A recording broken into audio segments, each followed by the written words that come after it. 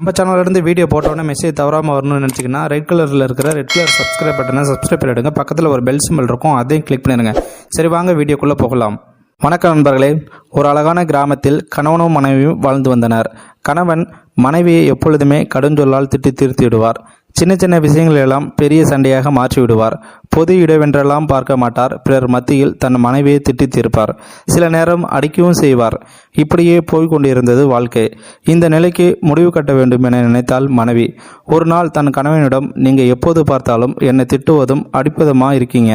அதனால் எனக்கு வாழ்க்கையில் நிம்மதியோ மகிழ்ச்சியோ இல்லாமல் ஒவ்வொரு நாளும் இருக்குது. தினமும் நரகத்தில் இருப்பதைப் போல உணர்கிறேன். இந்த நிலைமை மாற வேண்டும் என்று நினைக்கிறேன். நீங்கள் என்னை அடிக்காமலும் திட்டாமலும் இருக்க நான் என்ன செய்ய வேண்டும் என்று கேட்டாள் மனைவி. நீ என்னை அனுசரித்தும் புரிந்து நடந்து கொள்ள வேண்டும் என்றார் கணவர். நான் தவறு செய்வதாக எனக்கு தெரியவில்லை. நீங்கள் தவறாக புரிந்து கொண்டு என் மீதும் கோபம் கொள்வதாக தோன்றுகிறது.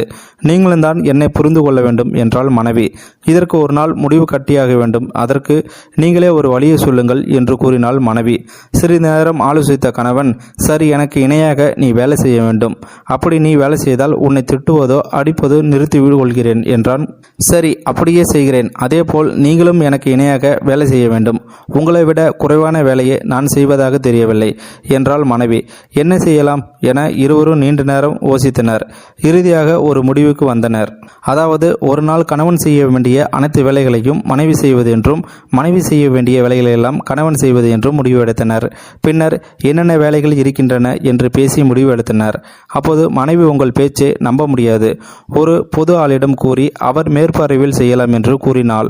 கணவரும் ஒப்புக்கொண்டார். அதன்படி அந்த ஊரில் நேர்மையானவர் என பெயர் எடுத்து ஓய்வு பெற்ற தொடக்கப்பள்ளி ஆசிரியர் ஒருவர் இந்த பொறுப்பை ஏற்கும்படி கேட்டுக்கொள்ளப்பட்டது. இந்த சுவாரஸ்யமான போட்டியை கேட்டதுமே அவரும் ஒப்புக்கொண்டு விட்டார். பின்னர் அந்த நடுவர் இருவரிடமும் நியாயமாக பேசி என்னென்ன வேலைகள் இருக்கின்றன என கேட்டறிந்தார். அத்துடன் வழக்கமாக இருவரும் செய்யும் வேலைகளை மட்டுமே செய்ய வேண்டும் என்றும், போட்டி என்பதால் கூடுதல் வேலைகளை சுமத்தக்கூடாது என்றும் பேசி முடிவெடுக்கப்பட்டது. அதன்படி அதிகாலை 5 மணிக்கு கணவர் எழுந்து வாசல் தெளித்து கோலம் போடுவதில் இருந்து வேலைகள் இல்லை போட்டி தொடங்கும் என தெரிவிக்கப்பட்டது.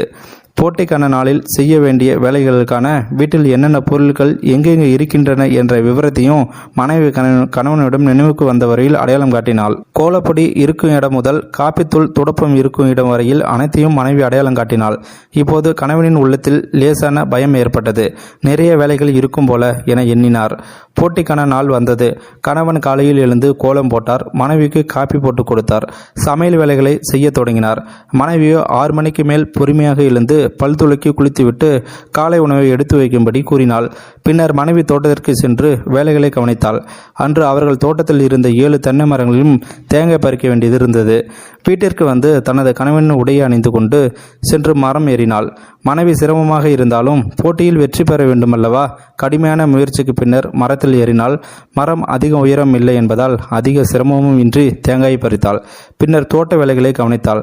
மதியம் சாப்பிடுவதற்காக வீட்டிற்கு வந்தார். கணவன் சாப்பாடு பரிமாறினார்.